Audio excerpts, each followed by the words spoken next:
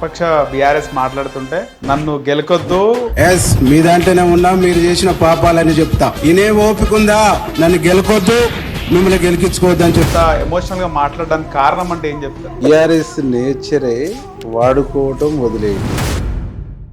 విజయశాంతిని తీసుకొచ్చినావు, అవమానించి పంపించేసినావు. పశువుల కంటే హీనంగా నిర్దాక్షిణంగా గెంటేసేట. వాళ్ళ గురించి మనం ఎంత తక్కువ మాట్లాడుకుంటే అంత మంచిది.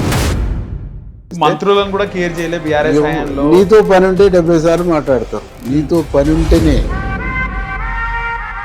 18లో మీరు ఓడిపోవడానికి సొంత పార్టీ నాయకులు ఉన్న కారణం ఉండను అప్పట్లో. ఇవన్నీ నేను చెప్పను.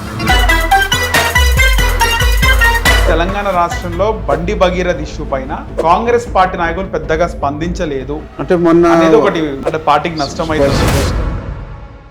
బండి సంజయ్, రేవంత్ రెడ్డి ఇద్దరు కూడా మంచి మిత్రులుగా ఉన్నారు. వీళ్ళ స్నేహం బయటపడ్డది.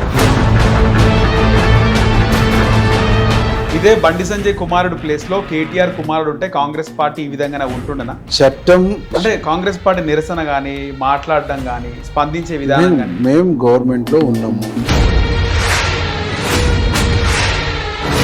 అరే ఆవులే అంటాడు, బట్టెబాజీ అంటాడు, బేకూబ్ అంటాడు, ఇట్లాంటి పదాలు మాట్లాడతాడు. అంతకంటే ఎక్కువ రేవంత్ రెడ్డి మాట్లాడుతుంది కదా అంటే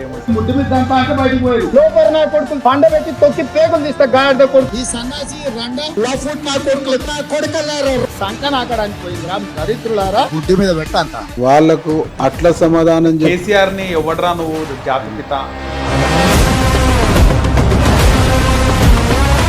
ముఖ్యంగా రీసెంట్ గా పాడి కౌశిక్ రెడ్డి పైన కూడా ఫైర్ అయినారు. చిల్లర ప్రయోగాలు చేసేటువంటి వ్యక్తి తను. సబ్జెక్ట్ లేకుండా మాట్లాడడం, అనవసరంగా గొడవ చేయడం లాంటి ఎమ్మెల్యేలు అంటే ఎవరి పేరు చెప్తారు? అక్కడ ఉన్నటువంటి వాళ్ళందరూ గట్టినే ఉన్నారు. కొన్ని సార్లు కాంగ్రెస్ ని విమర్శిస్తుంటారు కదా, ప్రభుత్వాన్ని క్వశ్చన్ చేస్తుంటారు కదా. ఎవరు? మీరు. నేను క్వశ్చన్ చేసేది ప్రతిపక్షంలో రావాల్సిన మాటల కోసం, నిధుల కోసం. ముఖ్యమంత్రి రేవంత్ రెడ్డి గారికి స్పీడ్ తినిపించే టైంలో అది బాగా కాంట్రవర్సీకి గురైంది ఆ వీడియో. నమస్తే, వెల్కమ్ టు హిట్ టీవీ. నేను నరేష్. తెలంగాణ రాష్ట్రంలో 119 అసెంబ్లీ నియోజకవర్గాలు ఉన్నాయి. అందులో కొన్ని హాట్ నియోజకవర్గాలు ఉంటాయి. అందులో ఒకటి నల్గొండ జిల్లాలోని నక్రేకల్ నియోజకవర్గం. ప్రస్తుతం మనం నక్రేకల్ నియోజకవర్గ శాసనసభ్యులు వేముల వీరేశం గారితో ఉన్నాం, మాట్లాడదాం. సార్ నమస్తే. నమస్తేనా. బాగున్నారా వీరేశం గారు? సూపర్. ఎట్లుంది మీ నక్రేకల్ నియోజకవర్గం? బాగుంది.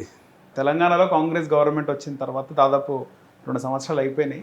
నక్రేకల్ నియోజకవర్గంలో అంటే ఎంతవరకు అభివృద్ధి జరిగింది? కాంగ్రెస్ ప్రభుత్వం హయాంలో ఎన్ని నిధులు తీసుకెళ్ళినారంటే ఏం చెప్తారు?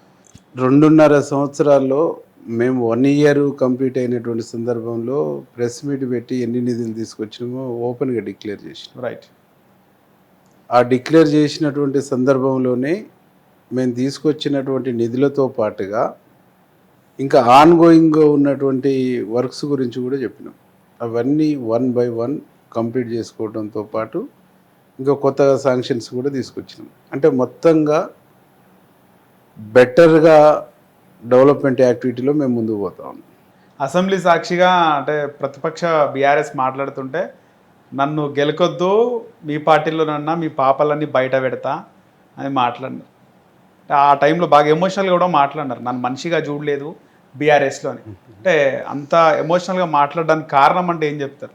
అంటే బీఆర్ఎస్ నేచరే వాడుకోవటం వదిలేయటం. ఓకే. అంటే నన్నే కాదు, నాలాగా చాలామందిని, వందలాది, వేలాది, లక్షలాది మందిని అట్లా వదిలేసేటువంటి ఒక నేచర్ బీఆర్ఎస్కు ఉన్నది. కాబట్టి అక్కడ ఉన్నటువంటి వాళ్ళు 1 or 2-3% ఉద్యమంలో ఉన్న ఏళ్ళ మీద లెక్క పెట్టేటోళ్ళు ఉన్నారు తప్ప, ఉద్యమం నుంచి వచ్చి ఉద్యమంలో చెమటోర్చి, ఉద్యమంలో అరెస్ట్లు అయ్యి, ఉద్యమంలో జైలుకు పోయి, ఉద్యమంలో సర్వం కోల్పోయినటువంటి వాళ్ళు అందులో ఉన్నటువంటి వాళ్ళు తక్కువ పర్సంటేజే. కాబట్టి 2, 3, 4 మించి ఉద్యమంలో ఉన్నటువంటి వాళ్ళు అక్కడ ఉన్న బీఆర్ఎస్లో ఉన్నటువంటి ఎమ్మెల్యేలు లేరు.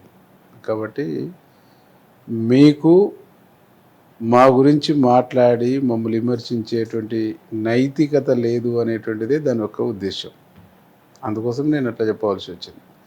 అంటే ఒక వేముల వీరేశమే కాదు, ఈటల రాజేందర్, అట్లాగే జూపల్లి కృష్ణారావు, ఏనుగు రవీందర్ రెడ్డి, రవీందర్ నాయకు, ఇట్లా పోతే అనేక మంది, ఒక్కరు కాదు ఇద్దరు కాదు, అనేక మంది సర్వం తెలంగాణ ఉద్యమంలో దారపోసినటువంటి వాళ్ళు, సర్వం తెలంగాణ ఉద్యమానికి సర్వం వడ్డినటువంటి వాళ్ళు. అన్ని వదిలేసిండు, ఆర్థికంగా డబ్బుల పరంగా అన్ని వదిలేసి. అంటే ఆర్థికము దానికంటే విలువైనది సమయం. ఆ సమయాన్ని మొత్తం ఉద్యమం కోసం, పార్టీ కోసం కేటాయించి పనిచేసి కష్టపడి రోజుకు 18 గంటలు, 16 గంటలు, 20 గంటలు ఆ వ్యాపకం తప్ప ఇంకొక వ్యాపకం లేకుండా పనిచేసినటువంటి వాళ్ళందరినీ మనుషుల్లాగా కాకుండా పశువుల కంటే హీనంగా, జంతువుల కంటే ఇంకా హీనంగా నిర్దాక్షిణంగా గెంటేసేటువంటి ఒక నేచర్ ఏదైతుందో ఇది ఒక దుర్మార్గమైన నేచర్ అనేటువంటిది మేము స్పష్టంగా చెప్పదలుచుకున్నాం. లిస్ట్ చదువుకుంటూ పోతుంటే జలగం వెంకట్రావు ఉండు ఖమ్మంలో, ఓకే, ఉద్యమం నుంచి ఉన్నాడు. కనీసం ఆయన కలవటానికి టైం లేకపోతే తుమ్మల నాగేశ్వరరావు ఉన్నాడు. తుమ్మల నాగేశ్వరరావు మంత్రిగా చేసిండు ఒక 5 ఏళ్ళు మీతో. ఓడిపోగానే నువ్వు అంటరాని వాళ్ళగా చూస్తే పొంగులేటి శ్రీనివాసరెడ్డి ఉన్నాడు. తను నీకు సంబంధం లేకుంటేనే వైఎస్ఆర్సీపీలో ఎంపీ గెలిచి ఎమ్మెల్యేలు గెలిపించుకున్నాను, ఎమ్మడి పడి తీసుకొచ్చుకున్నావు. తర్వాత టికెట్ ఇవ్వకపోతేవి తనను ఒక ఇదిగా చూడకుండా ఇబ్బంది పెట్టి కేసులు పెట్టి చేసి తనతో ఉండేటువంటి వాళ్ళందరినీ కూడా వేధించేటువంటి ఒక ఖమ్మం జిల్లాలోనే జలగం వెంకట్రావు, తుమ్మల నాగేశ్వరరావు, అట్లాగే పొంగులేటి శ్రీనివాసరెడ్డి, రైట్, వీళ్ళందరినీ అవసరమని తెచ్చుకున్నాం. వెంకట్రావు ఏమో ఉద్యమం నుంచి ఉన్నాడు, వీళ్ళని అవసరమని తీసుకొచ్చుకున్న తర్వాత పొంగులేటి శ్రీనివాసరెడ్డికి నువ్వు ఒక పదవి ఇవ్వకపోగా ఘోరంగా నువ్వు ఇబ్బంది పెట్టినటువంటి ఒక పరిస్థితి. వరంగల్ జిల్లాలో ఎంతమంది, కరీంనగర్ జిల్లాలో ఇట్లా ఒక్కరు కాదు చెప్పుకుంటూ పోతుంటే ఒక్కరా ఇద్దర విద్యార్థి వీరులు మీరు తెలంగాణ కోసం నేల రాలినాథ అమరులు అని చెప్పేసి పాట ఎట్లయితుందో ఈ ఒక్కరా ఇద్దరా ఇలా చేతిలో బలైనటువంటి వాళ్ళు, ఏ వ్యక్తి వీళ్ళ చేతిలో హింసకు, వీళ్ళ చేతుల్లో బాధలకు, వీళ్ళ చేతుల్లో అవమానాలకు గురిగా అన్నటువంటి వాళ్ళు ఎవరూ లేరు. మొదటి నుంచి ఉద్యమంలో ఉన్నాము అని చెప్పుకున్నటువంటి వాళ్ళు ఏళ్ళ మీద లెక్క పెట్టేటోళ్ళే ఉండరు తప్ప. అంటే విజయశాంతిని తీసుకొచ్చినావు, అవమానించి పంపించేసినావు. ఏలే నరేందర్ని తీసుకొచ్చినావు, ఘోరంగా అవమానించి పంపించేసినావు. అంటే అవతల ఒక శక్తిగా ఎదుగుతురు అనుకునేటువంటి వాళ్ళని తీసుకొచ్చి దగ్గర పెట్టుకొని కథం పెట్టించేసి పంపించేసి తెలంగాణ పేరుతో వచ్చిన పార్టీలను కలుపుకొని తెలంగాణ పేరుతో నేను ఒక్కని తప్ప ఇంకోరు ఉండొద్దు అని చెప్పేసి అందరిని. కోదండరామ్, నువ్వు జేసీ చైర్మన్ అయిన కాంచి ప్రతి ఊరు, ప్రతి నియోజకవర్గం, ప్రతి మండలం, ప్రతి జిల్లా కాలుకి బలపం కట్టుకొని తిరిగినటువంటి వాడు కోదండరామ్. తనని ఎంత ఇబ్బంది పెట్టిండు, తలుపులు బలగొట్టి అరెస్ట్ చేసినటువంటి ఒక పరిస్థితి తెచ్చుకున్న తెలంగాణ రాష్ట్రంలో. అట్లా ఇవన్నీ అంశాలు ఎక్కడ తేడా వచ్చింది కోదండరామ్కి, కేసీఆర్కి? ఎక్కడ తేడా అనేటువంటిది యువతల వ్యక్తులతో తేడా రాదు. ఓకే, తన ఈ సమయంలో ఈ మనిషిని కట్ చేయాలనుకున్నప్పుడు కట్ చేసేస్తారు. అంటే ఆయన పదవి ఇస్తానడా లేకపోతే పదవి ఇయ్యలేదా? ఏనాడు ఆయన పదవి అడగలేదు, ఆయన అడగలే అని చెప్పినాడు. ఏనాడు కోదండరామ్ అనేటువంటి వ్యక్తి పదవి అడగలేదు.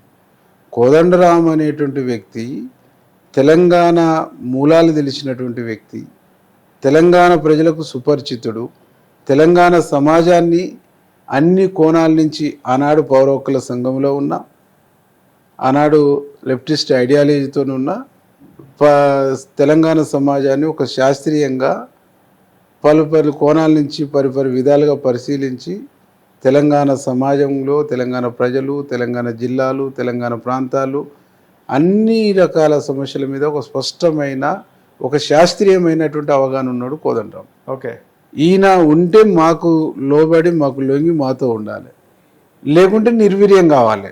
బయట ఒక శక్తిగా ఉంటే రేపు మాకు ప్రమాదం అని భావించింది కాబట్టి కోదండరామ్ని ఇబ్బంది పెట్టింది.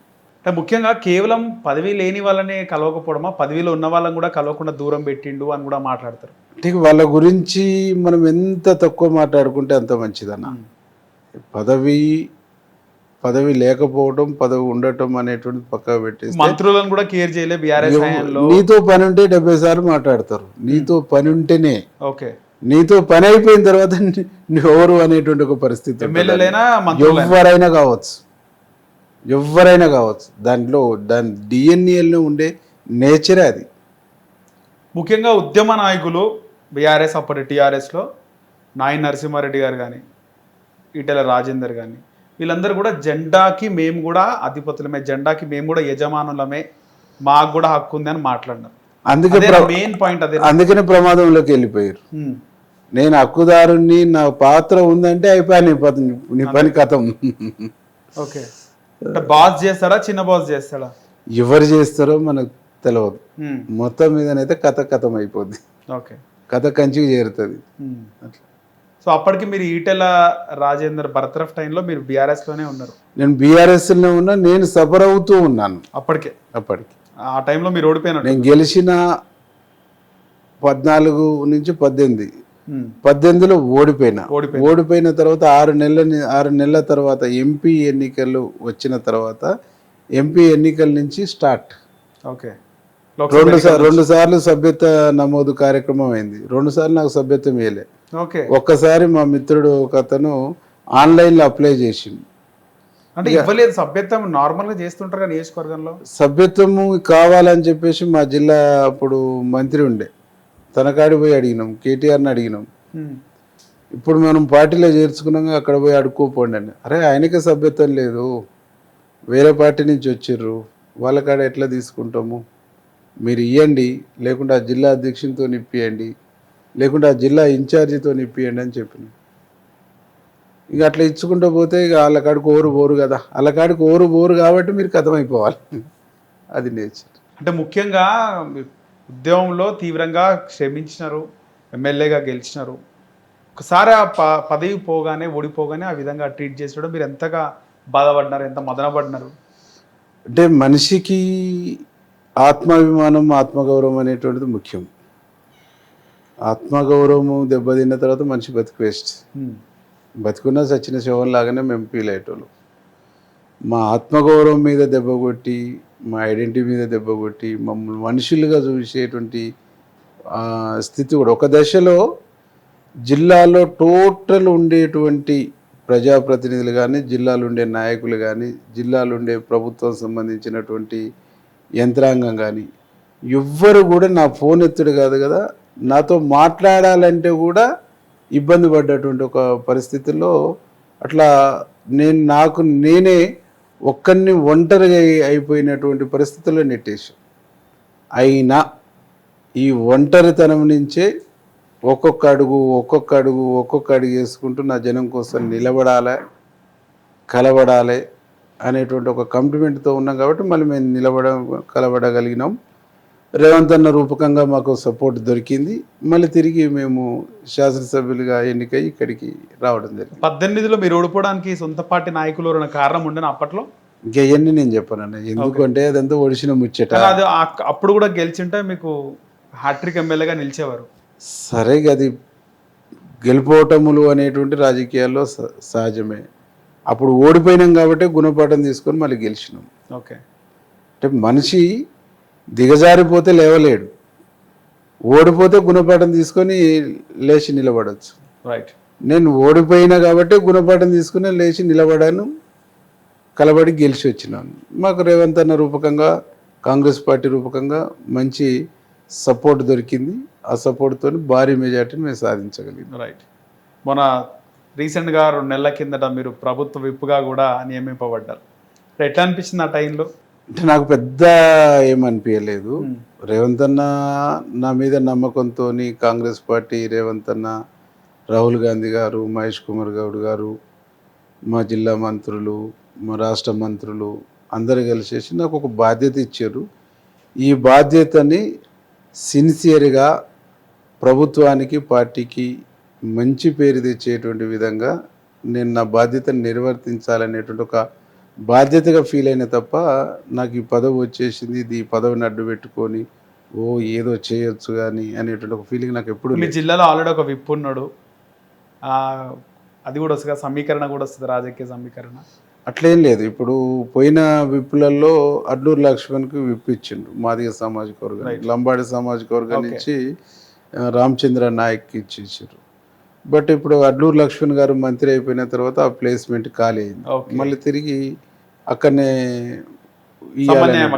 చేయాలనేటువంటిది ముఖ్యమంత్రి గారు భావించిండు. నేను రెండోసారి ఎమ్మెల్యేను కాబట్టి నాతో పని చేయించాలి, నా పని తీసుకోవాలి అని ముఖ్యమంత్రి గారు, ప్రభుత్వము, కాంగ్రెస్ పార్టీ అధిష్టానం భావించింది కాబట్టి నాకు పదవి ఇచ్చింది. రైట్. రాష్ట్రంలో పరిణామం చూస్తున్నాము. కేంద్ర హోంశాఖ సహాయ మంత్రి కుమారుడు బండి భగీరథ్ ఇష్యూ ఏదైతే ఉందో, దేశంలో కాంగ్రెస్, బీజేపీ, డిఎన్డీ, కానీ తెలంగాణ రాష్ట్రంలో బండి భగీరథ్ ఇష్యూ పైన కాంగ్రెస్ పార్టీ నాయకులు పెద్దగా స్పందించలేదు. అంటే మొన్న వాళ్ళు సివిల్ కోర్టుకు పోయారు. సివిల్ కోర్టుకు పోయినప్పుడు కేసు భగీరథ్ మీద ఉంది, కానీ దాంట్లో సంబంధం లేని బండి సంజయ్ని లాగొద్దు అనేటువంటిది ప్రచారం చేయొద్దు, డిబేట్ చేయొద్దు, డిస్కషన్ చేయొద్దు అని అంటే పార్టీకి నష్టం స్పష్టంగా కోర్టే చెప్పింది. ఓకే, ఇక్కడ నీకు ప్రభుత్వం వైపు నుంచి ఎక్కడ కూడా ఆలస్యం కానీ, ఎక్కడ కూడా అలసత్వం కానీ, ఎక్కడ కూడా నిర్లక్ష్యం కానీ లేదు. మా ముఖ్యమంత్రి గారు మొదటి నుంచి బాధితుల పక్షమే. ఎవరికైతే అన్యాయం జరుగుద్దో, ఏ ఆడబిడ్డకైతే అన్యాయం జరుగుద్దో, ఏ ఆడబిడ్డకైతే అన్యాయానికి గురి కాబడుతుందో, ఏ ఆడబిడ్డ అయితే అత్యాచారానికి గురి కాబడుతుందో, ఏ ఆడబిడ్డ అయితే అగత్యానికి గురి చేయబడుతుందో వారి పక్షాన నిలబడి న్యాయం జరిగేంత వరకు చట్టము, రాష్ట్ర ముఖ్యమంత్రిగా తన పక్షాన నిలబడి న్యాయం చేసేటువంటి వ్యక్తి గౌరవ ముఖ్యమంత్రి గారు. వాళ్ళు 2 పిటిషన్లు వచ్చినాయి. ఈ 2 పిటిషన్లకు సంబంధించినటువంటి 2 పిటిషన్లతో పాటుగా 2 బర్త్ సర్టిఫికెట్లు వచ్చినాయి. ఈ రెండింటిని బేరీజ్ చేస్తూ ఏది వాస్తవాన్ని తేల్చి శిక్షించండి చట్టపరంగా అని చెప్పేసి ముఖ్యమంత్రి గారు ఆదేశించిండు. సిట్ వేసిండు. ఆ సిట్టు పరిశీలించింది, అరెస్ట్ చేసింది, లోన పెట్టేసింది. దానికి సంబంధించినటువంటి కోర్టు మీద వచ్చినటువంటి కామెంట్లు ఇవన్నిటి మీద ఉంటే కూడా వేగ్గా దేన్ని వేగ్గా పోవద్దు, ఏదున్నా చట్ట ప్రకారంగా, చట్టబద్ధంగా, చట్ట పరిధిలోనే మనం వెళ్ళాలనేటువంటిది ముఖ్యమంత్రి గారి యొక్క ఉద్దేశం. నార్మల్గా బీఆర్ఎస్ వాళ్ళు పెద్దగా కాంగ్రెస్ వాళ్ళు స్పందించలేదు. ఇప్పుడు అర్థమైంది, కాంగ్రెస్, బీజేపీ తెలంగాణ రాష్ట్రంలో ఒకటి. బండి సంజయ్, రేవంత్ రెడ్డి ఇద్దరు కూడా మంచి మిత్రులుగా ఉన్నారు, వీళ్ళ స్నేహం బయటపడ్డది. 2 పార్టీలను మాట్లాడే వాళ్ళకి మీరు ఏం చెప్తారు? అంటే బీఆర్ఎస్ అవయదానం చేసి పార్లమెంట్ ఎన్నికల్లో బీఆర్ఎస్ అవయదానం చేసి బతికిందే బీజేపీ. ఓకే, కాబట్టి వీళ్ళు అవయదానం చేసి వీళ్ళు డెత్ అయిపోయి పార్లమెంటులో వాళ్ళని బతికించి వాళ్ళు ఈ 2 ఒకటే అని చెప్పేసి మాట్లాడితే ఎట్లా? ఇలా ఇద్దరూ ఒకటి అనేటువంటి దానికి 100 ఉదాహరణలు చెప్పొచ్చు. నోట్ల రద్దప్పుడు ఎవరు సపోర్ట్ చేసిండు దేశంలో? మోడీకి, వాళ్ళే కదా. అనేక నల్ల చట్టాలు వచ్చినప్పుడు ఎవరు సపోర్ట్ చేసిరు మోడీకి? వాళ్ళే కదా. అంతకుముందు రాష్ట్రపతి ఎన్నికల్లో ఎవరు సపోర్ట్ చేసిర్రు? వాళ్ళే కదా. రాష్ట్రపతి ఎన్నికల్లో సపోర్ట్ చేసి, నోట్ల రద్దులో సపోర్ట్ చేసి, అనేక చట్టాలు చేసి దేశం కోసం పేరుతోని బీజేపీతో అంటగాగి కలిసిపోయి తిరిగింది వాళ్ళు. ఆ తర్వాత పార్లమెంట్ ఎన్నికల్లో అవయదానం చేసేసి వీళ్ళు 0 అయిపోయి వాళ్ళు వేరేలాగా ఉండేదన్న. బీఆర్ఎస్ పోటీ చేస్తే ఎక్కడ తెలంగాణలో బీఆర్ఎస్ లోక్సభ ఎన్నికల్లో అంటే పోటీ ఇస్తే కాదు కదా, ఇద్దరు కలిసి అవయదానం చేసుకొని 8 వచ్చేసినాయి. వీళ్ళ ఓట్లు వీళ్ళు వేపించేసుకుంటే ఆ 8 కూడా రాపోయి వీళ్ళు గుండు 0 వాళ్ళు గుండు 0.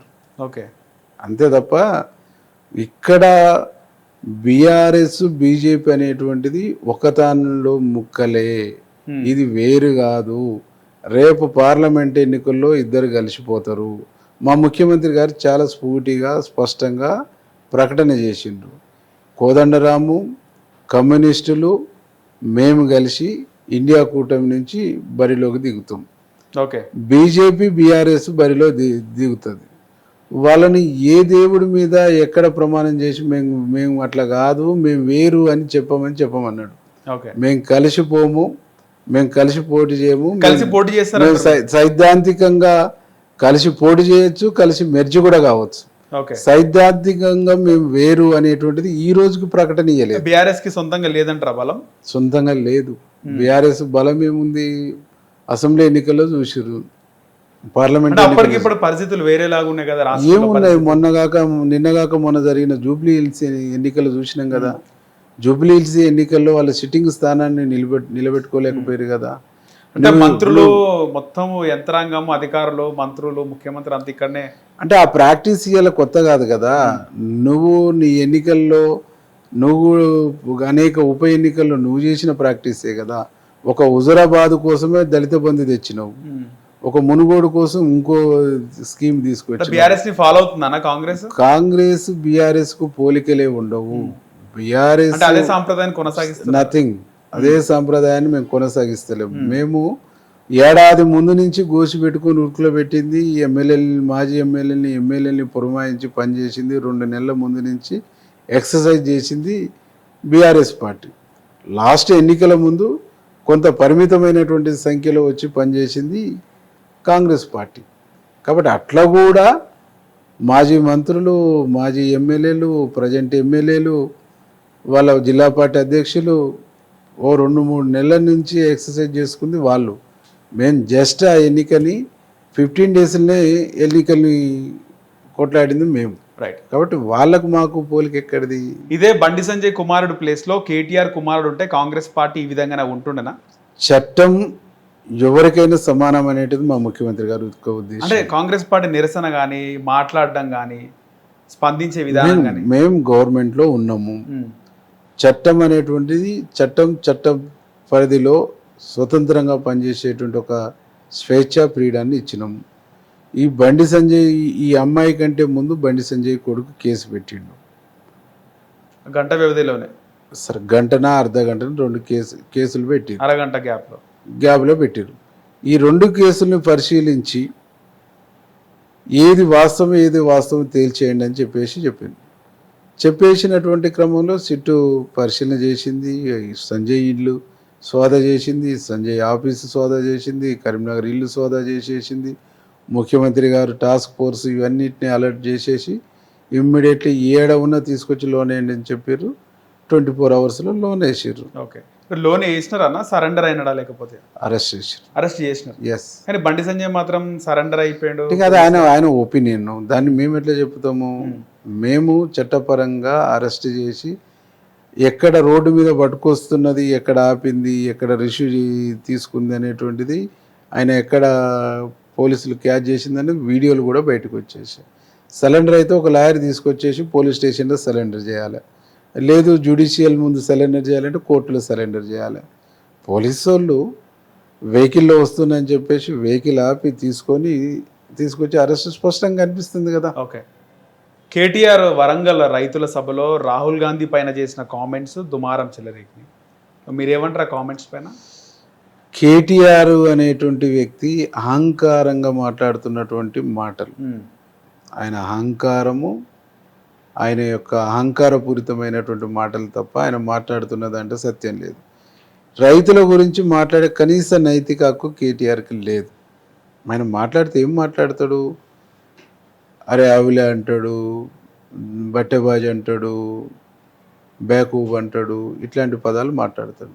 అంటే ఒక 10 సంవత్సరాలు మంత్రిగా చేసి 10 సంవత్సరాలు ప్రభుత్వంలో ఉన్నటువంటి వ్యక్తి ఒక రాష్ట్ర ప్రభుత్వాన్ని, రాష్ట్ర మంత్రుల్ని, రాష్ట్ర ముఖ్యమంత్రిని పట్టుకొని ఆయన వాడుతున్న భాషను చూసిన తర్వాత, ఆయన భాషను విన్న తర్వాత తెలంగాణ సమాజం మొత్తం వీళ్ళకు ఇంకా తగ్గలేదు, వీళ్ళిగా మారరు, వీళ్ళకు శాశ్వతంగా రాజకీయ సమాధి చేయటమే ఏకైక పరిష్కారము. అప్పుడు మాత్రమే తెలంగాణ కల్చర్ మారుతుంది, తెలంగాణ భాష మారుతుంది, తెలంగాణ యాస మారుతుంది తప్ప వీళ్లకు రాజకీయాల్లో అవకాశాలు ఉన్నంత కాలం ఈ తెలంగాణ సమాజాన్ని, తెలంగాణ సంస్కృతిని, తెలంగాణ కల్చర్ని, తెలంగాణ భాషని కుళ్ళబొడిచేటువంటి ఒక దుర్మార్గమైన దొరికం ఉన్నోళ్ళంటి వాళ్ళే తప్ప వీళ్ళు ప్రజాస్వామిక దృక్పథం, ప్రజాస్వామిక కోణం ఉన్నోళ్ళు కారు అని చెప్పేసి తెలంగాణ సమాజం అంతకంటే ఎక్కువ రేవంత్ రెడ్డి మాట్లాడుతుంది కదా. అంటే ఎస్,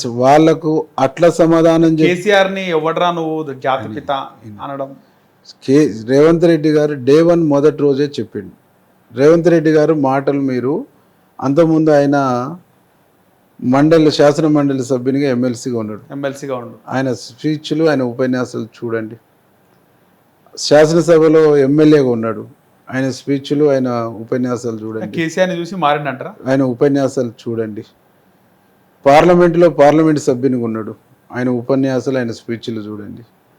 తెలంగాణలో రేవంత్ రెడ్డి ఒక శక్తివంతమైనటువంటి, ఒక తెలివి కల్లా, ఒక శక్తి ఉన్న, విజన్ ఉన్న, సత్తు ఉన్నటువంటి లీడరు అనేటువంటి కేసీఆర్ ఐడెంటిఫై చేసి ఈయనను హింస పెట్టడము, ఈయన మీద దాడులు చేపించటము, ఈయనను అరెస్ట్ చేయటము, ఈయన చేయాలని, ఇబ్బంది పెట్టాలనేటువంటి కార్యక్రమాన్ని చేసినప్పుడు ఆయన చాలా స్పష్టంగా వీళ్ళ మాటకు మాటతోనే సమాధానం, వీళ్ళ భాషకు భాషతోనే సమాధానం చెప్తే తప్ప దీనికి పరిష్కారం కాదు అనేటువంటిది తెలంగాణ సమాజం నుంచి వచ్చినటువంటి విజ్ఞప్తి మేరకు, విన్నపుల మేరకే వాళ్ళ మాటకు మాట, డైలాగ్తో సమాధానం చెప్పుకుంటూ వచ్చింది తప్ప ఏదో వాళ్ళ మీద పనిగట్టుకొని తిట్టేటువంటి కార్యక్రమం వాళ్ళు చేయలే. ఇప్పుడు వీళ్ళు చేస్తారు ఆ కార్యక్రమాన్ని, వీళ్ళు ఊనుకుర్రు ఆ కార్యక్రమానికి. వీళ్ళు అదే కార్యక్రమంగా డే 1 గెలిచిన నాటి నుంచి ముఖ్యమంత్రిగా రేవంత్ రెడ్డి గారు ప్రమాణ స్వీకారం చేసిన కాంచి ఏకవాక్యంతో మాట్లాడటం కానీ, అనేక రకాల పదజాలాలు వాడటం కానీ వీళ్ళు మొదలుపెట్టారు తప్ప ఈ కల్చర్కు, ఈ సంస్కృతికి, ఈ భాషకు పిహెచ్డి డాక్టరేట్లు వాళ్ళు తప్ప మా రేవంత్ అన్న కాదు. రైట్. ఇప్పుడు మోడీ సభలో రేవంత్ రెడ్డిని మేరే సాత్ జోడో, నాతో కలిసి పనిచేద్దామని మాట్లాడిన దానికి ఏమనిపించింది, ఏమనుకుంటున్నారు? దీనిపైన రకరకాల ట్రోల్స్ వస్తున్నాయి. ఇదంతా బీఆర్ఎస్ చేస్తున్నటువంటి ట్రోల్. మా ముఖ్యమంత్రి గారు స్పష్టంగా ఆనాడు మన్మోహన్ సింగ్ గారు ప్రధానమంత్రిగా ఉన్నప్పుడు మీ గుజరాత్ అభివృద్ధి కోసం మీ ఇలా గుజరాత్ మోడల్ అని చెప్తున్నారు. ఆ గుజరాత్ మోడల్ కావటానికి ఆనాడు ఉన్నటువంటి బడ్జెట్ వెసులుబాటులో, ఆనాడు ఉన్నటువంటి ఆర్థిక వెసులుబాటులో, ఆనాడు ఉన్నటువంటి సిచ్యువేషన్లో మీరు ప్రతిపక్ష పార్టీ అని కూడా చూడకుండా మా ప్రధానమంత్రి మన్మోహన్ సింగ్ గారు మీకు సహకారం అందించి, మీకు నిధులు ఇచ్చి ఈరోజు మీరు గుజరాత్ మోడల్గా చెప్పుకుంటున్నటువంటి రాష్ట్రాన్ని అభివృద్ధి చేసుకోవడానికి అవకాశం ఇచ్చింది. ఈరోజు మీరు ఈ దేశ ప్రధానిగా అన్ని రాష్ట్రాలను కూడా సమపాలలో మీరు చూడండి. మేము కూడా విజన్ 2047 అనేటువంటి రైజింగ్ తెలంగాణ అనేటువంటి కాన్సెప్ట్తో ముందుకు పోతున్నాం, మాకు సహకరించండి అని చెప్పేసి యాజ్ ఏ దేశ ప్రధానిగా ఆ బాధ్యత నీ మీద ఉన్నది. సహకరించమనేది వేరు, మీరే సాత్ జోడో అనేది చెప్తున్నా ఏంటన్నా, సహకరించండి, ఆ బాధ్యత దేశ ప్రధానిగా నీ మీద ఉందని చెప్పేసి రేవంత్ రెడ్డి గారు డిమాండ్ చేసిండు. దానికి నరేంద్ర మోడీ ఏం సమాధానం చెప్పిండు, అప్పుడు వాళ్ళు ఎంత ఇస్తారో మేము కూడా అంతే ఇస్తాం, ఇస్తే ఇంతకంటే తక్కువ వస్తుంది అని చెప్పేసి ఆయన మాట్లాడిన తర్వాత నువ్వు అన్నటువంటి పదం కూడా వాడిండు. అంటే ఈ దేశ ప్రధానిగా ఒక అధికారిక ప్రోగ్రాంలో అట్లాంటి డబల్ మీనింగ్ వచ్చేటువంటి పదం ఏదైనా ఉంటే వాడొచ్చా వాడకూడదని ఆయన విజ్ఞత. ఓకే, ఇప్పుడు మేము మైకు గుంజుకొని తప్పు, ఇది తప్పు అని చెప్పేసేటువంటి మాట్లాడేటువంటి పరిస్థితి ఉండదు కదా. ఏది దేశ ప్రధానిగా రెస్పెక్ట్ చేయాలి, ఆనర్ చేయాలి, గౌరవించాలి. కాబట్టి గౌరవించినాం. ఆ గౌరవాన్ని నిలబెట్టకుండా, ఆ గౌరవాన్ని ఆయన కాపాడకుండా, ఆ గౌరవాన్ని ఆయన దుర్వినియోగం చేసుకుండానే ఆయన విజ్ఞతకు వదిలేస్తాం. నీకు మోడీ గారికి ఏం లింక్ ఉందో అని చెప్పేసి బీజేపీ ఎంపీ ధర్మపురి అరవింద్ అంటుండు మీటింగ్ పెట్టి. వాళ్ళంతా ఒక్క దానిలో వాళ్ళు ఒక పార్టీనే కదా. వాళ్ళు ఏ ఉద్దేశంతో అన్నారు, ఏ దాంతో అన్నారు? మా రేవంత్ రెడ్డి గారికి ఇలా దేశంలో కేరళకు ఎన్నికల ఇన్ఛార్జ్ తీసుకుండు, కేరళ గెలిపించిండు. ఈరోజు మిగతా ఇండియా కూటమిలో ఉండేటువంటి పార్టీలన్నీ దక్షిణాది రాష్ట్రాన్ని సమన్వయం చేసేటువంటి దాని బాధ్యత తీసుకొని సమన్వయం చేసి ఈరోజు డీలిమిటేషన్ బిల్లు సంబంధించినటువంటి మహిళా బిల్లును, డీలిమిటేషన్ బిల్లును కలిపి తీసుకొస్తున్నప్పుడు దాన్ని అడ్డుకునేటువంటి డీలిమిటేషన్ బిల్లును అడ్డుకునేటువంటి దాంట్లో ప్రముఖమైన పాత్ర పోషించను. అంటే రేవంత్ ఈ దేశంలో ఒక క్రెడిబిలిటీ ఉన్న, క్యారెక్టర్ ఉన్న, శక్తి ఉన్నటువంటి లీడర్గా ఎక్స్పోజ్ అవుతుంది కాబట్టి, ముందుకు వస్తుంది కాబట్టి, దేశం దృష్టి తన వైపు మళ్ళుతుంది కాబట్టి తన క్రెడిబిలిటీని కొట్టడం కోసము నేను ఇట్లా అంటాను, తర్వాత మీరు ఇది లీడ్ తీసుకోండి అని చెప్పేసి వాళ్ళ కుట్రనేమో. వాళ్ళ కుట్రకు మాకేం సంబంధము. కల్వకుంట్ల కవిత కొత్త పార్టీ పెట్టింది, తెలంగాణ రక్షణ సేన పార్టీ. ఆ పార్టీ పైన మీ కామెంట్ అంటే ఏం చెప్తారు? ప్రజాస్వామ్యంలో ఎవరికైనా పార్టీ పెట్టుకునేటువంటి స్వేచ్ఛ ఉంది. ఓకే. కాబట్టి ఆమె పార్టీ పెట్టుకున్నది, పార్టీ పెట్టుకుని ప్రజల ముందుకు వచ్చిండ్రు. ఆమె పార్టీకి సంబంధించినటువంటి ఆమె మాటలు కానీ, ఆమె ఆశయాలు కానీ, ఆమె లక్ష్యాలు కానీ ప్రజలకు వెళుతున్నటువంటి క్రమంలో ప్రజలు ఆమె మీద వ్యక్తం చేసినటువంటి అభిప్రాయాన్ని బట్టి మేము మాట్లాడతాం తప్ప పార్టీ పెట్టుకునే స్వేచ్ఛ ఆమెకున్నది. ఏ పార్టీ వచ్చినా వెల్కమ్. అంతేగాని దాని మీద ఇప్పుడే మేము అభిప్రాయాన్ని ఎట్లా చెప్పగలుగుతాం? ఇప్పుడు ఆమె కేసీఆర్ పెట్టించినటువంటి పార్టీ అని మేము భావిస్తున్నాం. ఓకే. నా అభిప్రాయం అయితే అది. కాకుంటే నాకు కేసీఆర్కి సంబంధం లేదనేటువంటిది ఆమె కేసీఆర్ పైన విమర్శలు చేస్తుంది కదా, ఎంపీ కట్టలు కట్టడి ఈ రోజులు అని చెప్పి. అంటే ఆమె ఆచరణలోకి పోయినటువంటి తర్వాత ఆమె యొక్క ఆచరణను బట్టి, ఆమె యొక్క రాజకీయ స్ట్రాటజీని బట్టి, రాజకీయ వైఖరిని బట్టి ఒక నిర్ధారణకు వస్తుంది తప్ప ఇంత ఎర్లీగా ఆమె మీద, ఆమె పార్టీ మీద, ఆమె ఐడియాలజీ మీదనైతే మనం నిర్ధారణకు రాలేము కదా. ఓకే. సో ముఖ్యంగా మీకు రెడ్ కలర్ అంటే ఇష్టము, red colour T shirt video కూడా బాగా వైరల్ అవుతుంది లాస్ట్ 24 hours నుంచి. ఎవరికైనా రెడ్ కలర్ అంటే ఇష్టమే కదా, నీకు కూడా ఇష్టమే కదా, నాకు కూడా ఇష్టమే కదా. అంటే మీకు ముఖ్యంగా లెఫ్ట్ భావజాలం ఎక్కువనా ముందు నుంచి కూడా? అంటే మా ఊరే లెఫ్ట్ ఐడియాలజీతో ఉంది. తెలంగాణ సాయుధ పోరాటం నుంచి మా ఊరే అది. అంటే ఇప్పుడు లేదు, ఇప్పుడు కాంగ్రెస్ పార్టీ ఆ ఊరు. బట్ తెలంగాణ ప్రాంతంలో ఎక్కడనో ఒక్కడ ఏదో ఒక మూలన ప్రతి కుటుంబాన్ని లెఫ్ట్ టచ్ చేసినటువంటి మూమెంటే తెలంగాణ సాయుధ పోరాటం కావచ్చు, ఆ తర్వాత వచ్చిన అనేక ప్రజా పోరాటాలు కావచ్చు. ప్రతి గ్రామానికి, ప్రతి కుటుంబానికి, మెజారిటీ కుటుంబాలకు 90% కుటుంబాలకు ఆ ఐడియాలజీ, ఆ భావజాలం, ఆ ఆలోచనలు ఎక్కడో ఒక్కడ టచ్ అవ్వడో, పరిచయం ఉండడో, చూసుడో, తెలుసుకోవడం అనేటువంటిది ఉంటుంది. దాంట్లో కొంతమంది చూసుడు వరకు పరిమితం అవుతారు, కొంత తెలుసుకుంటారు, కొంతమంది దానికి అభిమానులు ఉంటారు, కొంత పని చేస్తారు. Different angles. ఓకే. అవన్నీ ఇప్పుడు చర్చ కాదు కదా. రైట్. సో జీవన్ రెడ్డి సుదీర్ఘంగా కాంగ్రెస్ పార్టీతో ఉండి ఆయన బీఆర్ఎస్లోకి పోయినాడు. ఏం చెప్తారు దీనిపైన? అంటే జీవన్ రెడ్డి గారికి దూరపు కొండలు నులుపు అన్నట్టుగా ఇలా కొత్తగా కనిపిస్తుంటాయి. 4 రోజులు పోయిన తర్వాత అక్కడ ఎంత ఆత్మగౌరవం ఉంటుంది, ఎంత అభిమానం ఉంటుంది అని జీవన్ రెడ్డి గారికి అర్థమవుతుంది. ఈ ప్రోగ్రామ్ అయినా పక్కనే కూర్చోబెట్టుకుంటుండు కేసీఆర్. అందరూ కూర్చోబెట్టుకుంటారు. ఎవరైనా కొత్తగా పోయినటువంటి వాళ్ళు, మా కుమ్మం అనిల్ అన్న కూడా పోయిండు. ఫస్ట్ రోజు పోయినప్పుడు హెలికాప్టర్ ఎక్కించుకోరు. ఓకే. సెకండ్ రోజు పోయినప్పుడు టిఫిన్కి రమ్మన్నారు. థర్డ్ రోజు పోయినప్పుడు లంచ్ కూడా చేసి పొమ్మన్నారు. తర్వాత రేపు టిఫిన్ కలుద్దామన్నా టిఫిన్ కట్టు, తర్వాత లంచ్ కట్టు, తర్వాత పిలిచిడే కట్టు ఉంటుంది. కావాల్సి ఉంటే ఇది కొంచెము సీనియర్ కాబట్టి 4 రోజులు లేట్ అయింది, కానీ ఎన్నడో ఒకనాడు కటింగ్ అనేది ఖాయం. ఓకే. జనరల్ సెక్రటరీ పదవి కూడా ఇచ్చినట్టున్నారు కదా. విజయశాంతకు కూడా ఇచ్చిర్రు, ఏలే నరేంద్రకు కూడా ఇచ్చిర్రు, ఆ తర్వాత కేశవరావుకు కూడా ఇచ్చిర్రు. General secretary post, secretary general తీసుకున్నటువంటి వాళ్ళందరూ కూడా అలా జనరల్గానే ఎగిరిపోతారు, ఎన్నడో ఒకనాడు కట్ అవుతారు తప్ప కంటిన్యూ అయినటువంటి వాళ్ళు ఎవరు లేరు. ఈయన కూడా కంటిన్యూ అవుతాడని నేను భావించను. ఒకవేళ ఈయనకు రాజ్యసభ ఇస్తే పార్టీలో ఉంటుండేనా కాంగ్రెస్లో? ఇక సరే, ఇప్పుడు ఆయన మా నుంచి వెళ్ళిపోయింది కాబట్టి ఆయన గురించి మేము ఎంత తక్కువ మాట్లాడితే అంత మంచిది. అంటే ఆయన ప్రత్యర్థి, ఆయన పైన గెలిచినటువంటి ఎమ్మెల్యేను ఆయనకు చెప్పకుండా కాంగ్రెస్లోకి తీసుకోవడం ఎంతవరకు కరెక్ట్ అంటారన్న? అంటే ఈరోజు ఆయన ఒక్క కాన్స్టిట్యున్సీనే తీసుకోలేదు. రాష్ట్రంలో ఆయన ఒక్కడే రాలేదు. ఈరోజు రాష్ట్రంలో ఉండేటువంటి చాలామంది ఎమ్మెల్యేలు మా పార్టీలో ప్రత్యక్షంగా జాయిన్ కాలేదు.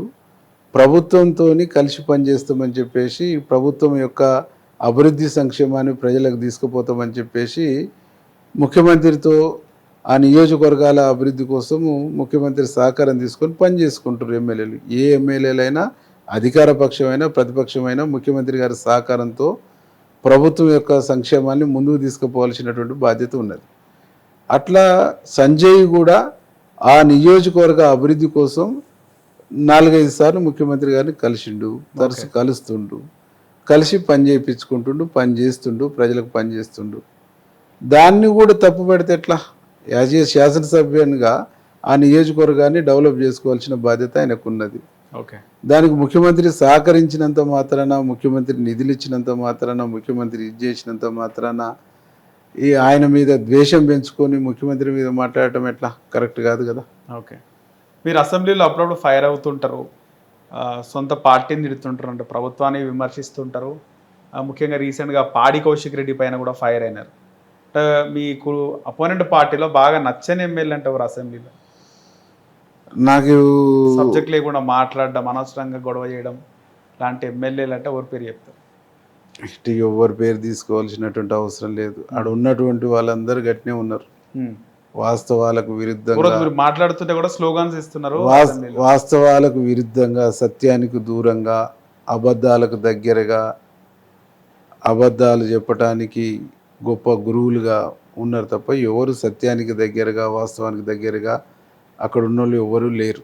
అన్ని అబద్ధాలు, అర్ధసత్యాలు, అవాస్తవాలు, బుకాయింపుడు తప్ప ఏమీ లేదు. కాబట్టి వీళ్ళు మంచి, వాళ్ళు చెడు అనేటువంటి అభిప్రాయం నాకు ఏం లేదు అటు పక్కన ఉన్నటువంటి వాళ్ళ మీద. ఓకే. పాడి కౌశిక్ రెడ్డి చాలా కామెంట్స్ చేస్తుంటాడు రేవంత్ రెడ్డి పైన. గతంలో చేసినాడు.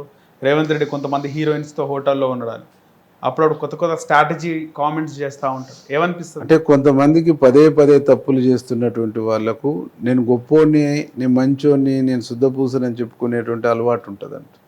ఆ అలవాటు కోసము పెద్దోళ్ళ మీద మాట్లాడితే ఒక స్థాయి ఉన్నటువంటి, ఒక క్రెడిబిలిటీ ఉన్నటువంటి ఒక పెద్ద లీడర్ మీద మాట్లాడితే నాకు మీడియాలో స్పేస్ వస్తుంది, అట్లాగే బ్రేకింగ్ వస్తుంది అనేటువంటి బ్రేకింగ్ స్టంట్స్, ఈ చిల్లీ ట్రిప్స్ ప్రయోగిస్తారు. అందులో అట్లాంటి చిల్లర ప్రయోగాలు చేసేటువంటి వ్యక్తి తను. కాబట్టి అట్లాంటి చిల్లర ప్రయోగాలు చేసే వ్యక్తుల గురించి మనం మాట్లాడకుండా ఉంటే తెలంగాణ సమాజానికి ఆరోగ్యకరం. ఓకే. కొన్నిసార్లు కాంగ్రెస్ని విమర్శిస్తుంటారు కదా, ప్రభుత్వాన్ని క్వశ్చన్ చేస్తుంటారు కదా. ఎవరు? మీరు. నథింగ్. నేను క్వశ్చన్ చేసేది ప్రతిపక్షంలో ఉన్న బీఆర్ఎస్ని, నేను క్వశ్చన్ చేసేది ప్రతిపక్షంలో రావాల్సిన మాటల కోసం, నిధుల కోసం, నీళ్ళ కోసం. నథింగ్.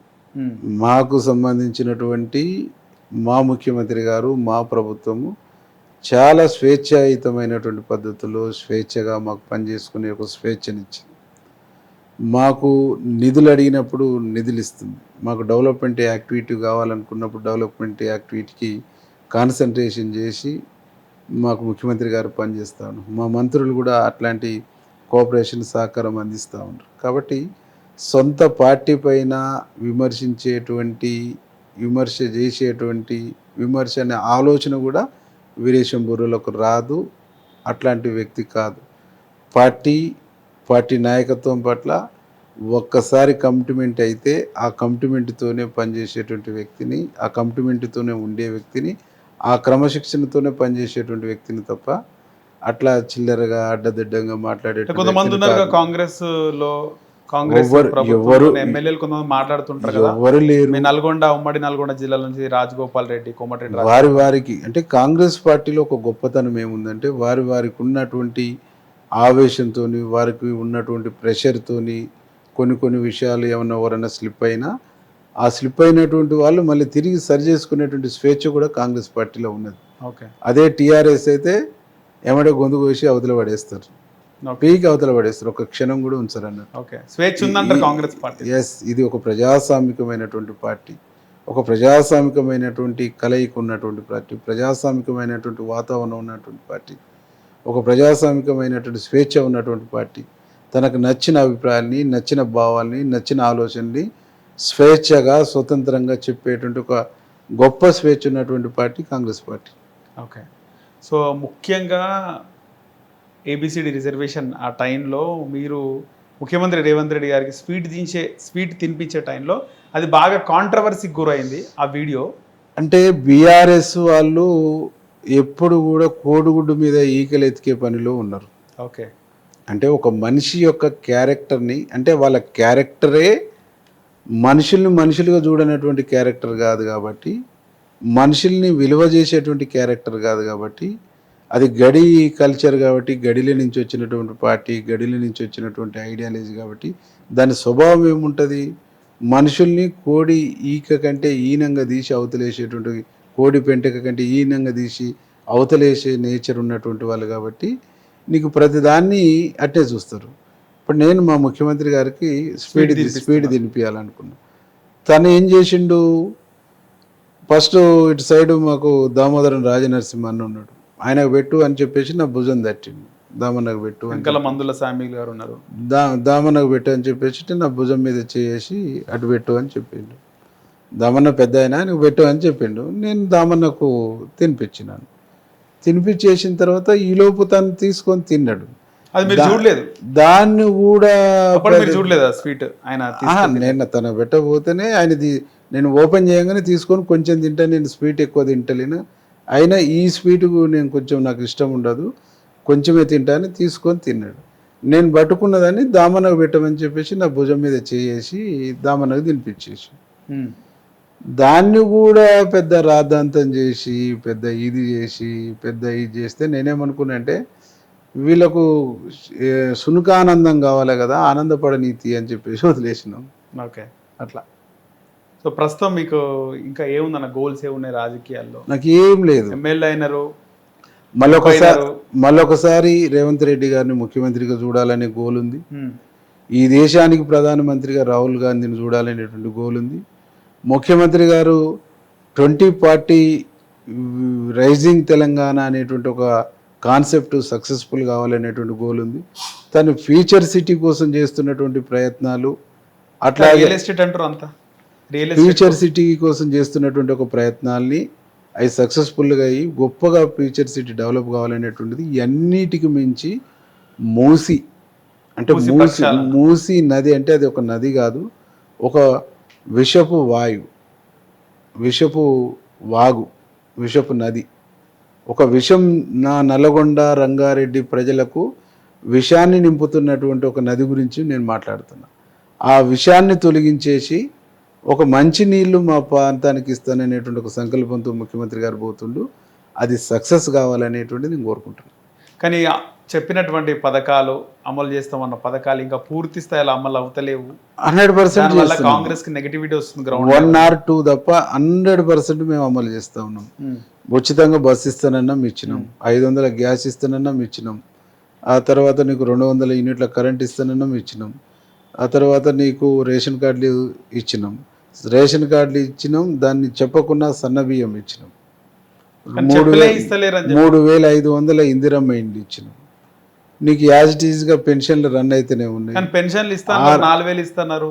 ఎస్, 4,000 ఇస్తానన్నటువంటి పెన్షన్లు పెంచకపోవటానికి కారణం ఏంటంటే వీళ్ళు ఈ రాష్ట్రాన్ని సంబంధించినటువంటి దివాలా తీసినటువంటి ఒక పరిస్థితుల్లో, ఈ రాష్ట్రాన్ని అప్పుల పాలు చేసినటువంటి పరిస్థితుల్లో, ఈ రాష్ట్రాన్ని రియల్ ఎస్టేట్ నుంచి మొదలుకుంటే కన్స్ట్రక్షన్ వరకు అన్ని రంగాల్ని కుదేలు చేసిపోయినటువంటి పరిస్థితుల్లో, ఈ రాష్ట్రాన్ని అన్ని వ్యవస్థల్ని విధ్వంసం చేసిపోయినటువంటి పరిస్థితుల్లో, ఈ విధ్వంసం పునాదుల మీదనే అభివృద్ధి నమూనాను తయారు చేసేటువంటి ఒక ప్రయత్నంలో భాగంగా 1 కొద్దిగా ఆలస్యం అయితే ఆలస్యం కావచ్చు, కానీ అన్నీ కూడా ఫుల్ఫిల్ చేస్తామని చెప్పేసి మేము చెప్పినాం. కానీ కేసీఆర్ 3 ఎకరాల భూమి అన్నాడు, ఇచ్చిండా? దళితులకు 3 ఎకరాల భూమి అన్నాడు, ఇచ్చిండా? 2 డబుల్ బెడ్రూమ్ ఇండ్లు అన్నాడు, ఇచ్చిండా? ఇంటికి ఒక ఉద్యోగం అన్నాడు, ఇచ్చిండా? 3 ఎకరాల భూమి ఇచ్చి వాళ్లకు 6 ఎకరం ఉంటే 2.5 ఎకరాలు కొనిచ్చి 1 సంవత్సరానికి సరిపోని పెట్టుబడి ఇచ్చి, బోర్ వేసి మోటార్ ఇచ్చి మోటార్ బిగించి 1 సంవత్సరానికి సరిపోని పెట్టుబడి ఇచ్చి, ఆడ ఒక 20-30 ఎకరాలు ఒక కమతంలాగా తయారు చేసి వాళ్ళకు ఒక ట్రాక్టర్ ఇచ్చి, అక్కడ ఒక అగ్రికల్చర్ ఆఫీసర్ని పెట్టేసి వాళ్ళకు ఒక అరిచేతిలో స్వర్గం చూపించింది కదా. అరిచేతిలో స్వర్గం చూపించినటువంటి కేసీఆర్ ఏం చేసిండు? దళితులకు ఏం చేసిండు? బీసీలకు ఏం చేసిండు? మైనార్టీ రిజర్వేషన్లు అన్నాడు, ఎస్టీ రిజర్వేషన్లు అన్నాడు, పోడు భూములకు పట్టాలు ఇస్తానన్నాడు. ఎక్కడ ఏం చేసిండు? ప్రజలు మేము రైతు బంధు, మేము 12,000 ఇస్తున్నటువంటి రైతు బంధు 4 రోజులు ఆలస్యం అయితే కావచ్చు కానీ రైతు బంధు ఇస్తూ ఉన్నాం, బోనస్ ఇస్తూ ఉన్నాం, పెన్షన్లు ఇస్తూ ఉన్నాం, పెంచలేదు. తులం బంగారం అనేటువంటిది, పెన్షన్లు పెంచడం అనేటువంటిది, ఇవన్నీ కూడా వీళ్ళు చేసిన అప్పులు, వీళ్ళు చేసిన తప్పులు, వీళ్ళు చేసిన పాపాల మూలంగానే ప్రజలకు ఒక శాపాలుగా మారినటువంటి ఒక పరిస్థితి ఉన్నది. ఆ ప్రజలు కూడా దాన్ని అర్థం చేసుకున్నారు. 4 రోజులు ఆలస్యమైనా, ఒకటే అర ఏమన్నా మిలిగిపోయినా, 4 రోజులు ఆలస్యమైనా రేవంత్ రెడ్డి గారు డెఫినెట్లీ ఏమాత్రం వెసులుబాటు వచ్చినా మా కోసం ఆలోచిస్తాడు, మా కోసం పనిచేస్తాడు అనేటువంటిది చాలా స్పష్టంగా ప్రజలు అర్థం చేసుకున్నారు. ఇలా ఉదాహరణకు ఎడ్యుకేషన్, హెల్త్, ఈ రెండింటి మీదనే మా ముఖ్యమంత్రి గారు కాన్సన్ట్రేషన్ చేశాం. మేము మొన్ననే ఇక్కడ ఇబ్రహీంపట్నం దగ్గర ఒక గురుకు ఇంటిగ్రేటెడ్ తెలంగాణ పబ్లిక్ స్కూల్ ఒకటి చూసినాం మేము ఆరుట్ల దగ్గర. 1650 మంది స్టూడెంట్స్, 1650 మంది స్టూడెంట్స్ బ్రేక్ఫాస్ట్, మధ్యాహ్నం లంచ్, ఆ తర్వాత సాయంత్రం స్నాక్స్, గేమ్స్ అన్ని రకాలుగా 1650 మంది స్టూడెంట్స్ ఆ స్కూల్లో ఉన్నారు. ఈచ్ వన్ స్టూడెంట్కు బ్రేక్ఫాస్ట్ పెట్టి, లంచ్ పెట్టి, స్నాక్స్ పెట్టి ఎదుగుతున్నటువంటి ఆడబిడ్డలకు కానీ, ఎదుగుతున్నటువంటి పిల్లలకు కానీ, వాళ్ళ వయసుతో పాటు వస్తున్నటువంటి అనేక రకాల ఆలోచనలు తప్పుడు ఆలోచనలుగా దారి తీయకుండా వాళ్ళకు మెంటల్గా ఫిట్ ఉండటం కోసం కౌన్సిలింగ్ సెంటర్స్ కానీ, అందులో ఒక అద్భుతమైనటువంటి పద్ధతుల్లో ఒక రోల్ మోడల్, ఇండియాకి ఒక రోల్ మోడల్గా ఇలా స్కూళ్ళను తీర్చిదిద్దుతున్నటువంటి పరిస్థితి. వాళ్ళు ఏం చేసిర్రు, ఆగమాగంగా గాయి గత్తరగా గురుకుల పాఠశాలలు పెట్టారు. ఒక్క గురుకుల పాఠశాల కన్నా సొంత భవనం కట్టిరా? అద్దె భవనాల్లో, ఇరుకిరుకు గదులలో, సరైనటువంటి స్నానపు గదులు లేనటువంటి, బాత్రూమ్ లేనటువంటి, కాంపౌండ్ వాల్ లేనటువంటి దాంట్లో కుక్ చేసి అవతలేసి వెళ్ళిపోయారు. ఇలా వాళ్ళే ఏం మాట్లాడతారు, ఇవాళ వసతులు లేవంటారు. నువ్వే కదా అడ్డగోలిగా ఆడ పడేసిపోయింది, నువ్వే కదా వాళ్ళని ఆగమాగంగా ఆడ ఇది చేసిపోయింది. నా మనవడి ప్లేట్లో ఏముంటుందో వాళ్ళ ప్లేట్లో అది ఉండాలని చెప్పి, నా మనవడి ఎలాంటి బెడ్ మీద, ఎలాంటి రూమ్లో, ఎలాంటి ఏసీలో పంతట అని చెప్పేసి డైలాగులు చెప్పిండు, డాంబరికం పోయిండు, ఏం చేయలేదు. కానీ ఇవాళ మా ముఖ్యమంత్రి గారు ఒక విజన్తో, ఒక ఆలోచనతో, ఒక దూరదృష్టితో తెలంగాణ సమాజాన్ని, వాళ్ళు చేసిన విధ్వంసాన్ని రీకన్స్ట్రక్ట్ చేసుకుంటూ ఒక గొప్పగా ఈ రాష్ట్రాన్ని ముందుకు తీసుకుపోయే ప్రయత్నం చేస్తూ ఉన్నాడు. హరీష్ రావు కూడా సైలెంట్ ఉన్నాడు, కొన్ని రోజులు చూస్తున్నాం సైలెంట్గా ఉండు, ఆయన బీజేపీలోకి పోతాడు అని కూడా మాట్లాడుతున్నారు. కానీ కవిత బయటకు వచ్చిందని హరీష్ రావు ఏమంటారు, మీకు ఇంటర్నల్గా బాగున్నారు, అప్పుడు ఏం జరిగింది పరిస్థితి? నాకు ఆ పార్టీ నుంచి వచ్చిన తర్వాత ఎవరు బాగలేరు. ఉన్నప్పుడు ఎట్లుండే అసలుకి? కేసీఆర్ తర్వాత కేటీఆర్ అయినా హరీష్ రావు ఏమన్నా? నాతో అందరు మంచిగానే ఉండిరి, హరీష్ రావు బయటకు వచ్చే కావాలన్న ఆలోచన అందరూ మంచిగానే ఉండిరి. నేను ఓడిపోయిన తర్వాత అందరూ అపరిచితులే అయ్యారు, ఎవరు పరిచితులు లేరు. కాబట్టి వాళ్ళు ఎవరు ముఖ్యమంత్రులు అవుతారు, ఎవరు ఎన్నుపోటు పొడుస్తారు, ఎవరికి ఎవరు ద్రోహం చేసుకుంటారు, ఎవరు ఏ గుంపు ఎడిపోద్ది, ఏ మూట ఎడిపోద్ది అనేది వాళ్ళ అంతర్గత వ్యవహారం, నాకేం సంబంధం. తెలంగాణలో రియల్ ఎస్టేట్ పడిపోవడానికి ముఖ్య కారణం హైడ్రా అంటే ఏమంటారు? తప్పు అది. ఇలా దేశం, ప్రపంచం మొత్తం కూడా ఈ యుద్ధాల మూలంగా ప్రపంచం మొత్తం ఆర్థిక వ్యవస్థ అతలాకుతలం అయిపోయేసి ఒక తీవ్రమైనటువంటి సంక్షోభంలో ప్రపంచం ఉంది. ప్రపంచం తర్వాత దేశం ఉంది. దేశంలో మన రాష్ట్రం కూడా అంతర్భాగమే. కానీ మన రాష్ట్రం అంతర్భాగం అయినప్పటికీ ఇంత డౌన్ఫాల్లోకి ఇక్కడ రావటం అనేటువంటిది దానికి కారణం ఇవాళ లక్షలాది హౌస్ కన్స్ట్రక్షన్ అయ్యి ఖాళీ ఉన్నటువంటి ఒక పరిస్థితి. అంటే తెలంగాణ సమాజానికి ప్రతి సంవత్సరం ఎన్ని లక్షల ఫ్లాట్స్, ఎన్ని లక్షల అపార్ట్మెంట్స్ నీడ్ ఉందో దానికి అనుగుణమైనటువంటి పర్మిషన్ ఇచ్చుకుంటూ పోతుంటే బిజినెస్ అనేటువంటిది చాలా ఎగుడుదూడులో పోకుండా సాఫీగా జరిగిపోయేది. కానీ వాళ్ళ అవసరం కోసం, వాళ్ళ సంబంధించినటువంటి అవసరాల నిమిత్తం, వాళ్ళ స్వార్థ ప్రయోజనాల కోసం అడ్డగోలుగా లక్షలాది అపార్ట్మెంట్స్కు, లక్షలాది గ్రేటర్ కమ్యూనిటీ హౌజెస్కు పర్మిషన్ ఇచ్చిపోయిన తర్వాత ఇలా కన్స్ట్రక్షన్ చేసినటువంటి వాళ్ళు తీవ్రమైనటువంటి ఇబ్బందులు పాలయ్యారు. ఇలా మేము కొత్తగా వచ్చినాం కాబట్టి సరి చేస్తాము, సరి చేయబడుతుంది అనేటువంటి ఒక విశ్వాసంతో ఉన్నది కాబట్టి కొద్దిగా గొప్ప నడుస్తుంది. వాళ్ళే మళ్ళీ వచ్చి ఉన్నారనుకో, అదే భ్రమల్లో, అదే ఊపులో అడ్డగోలుగా చేసి ఈ రోజుకి చెప్పుదెబ్బలు తినేటువంటి పరిస్థితి వాళ్ళకు వచ్చేది. కానీ మా ముఖ్యమంత్రి గారు ఇలా ఫ్యూచర్ సిటీ అనేటువంటిది డెవలప్ అనేటువంటిది తీసుకొస్తుందంటే నగరానికి నలుమూలలుగా 4 వైపులా అభివృద్ధి నమూనాను మనం కొద్దిగా వేగవంతం చేస్తే ఈ స్టాగ్నేషన్కు బ్రేక్ చేయొచ్చు అనేటువంటి ఒక ఆలోచనతో మా ముఖ్యమంత్రి గారు ముందుకు పోతున్నారు. రైట్. ఫైనల్గా ఏం చెప్తారు కాంగ్రెస్ ప్రభుత్వం గురించి? కాంగ్రెస్ ప్రభుత్వం అంటేనే ఇది ప్రజల ప్రభుత్వము, ఇది ప్రజా ప్రభుత్వము, ప్రజల కోసం పనిచేసేటువంటి ప్రభుత్వము, ప్రజల కోసం పనిచేసేటువంటి కమిట్మెంట్ ఉన్నటువంటి ప్రభుత్వం, ప్రజల కోసం పనిచేసే కమిట్మెంట్ ఉన్నటువంటి ముఖ్యమంత్రి ఉన్నటువంటి ప్రభుత్వం.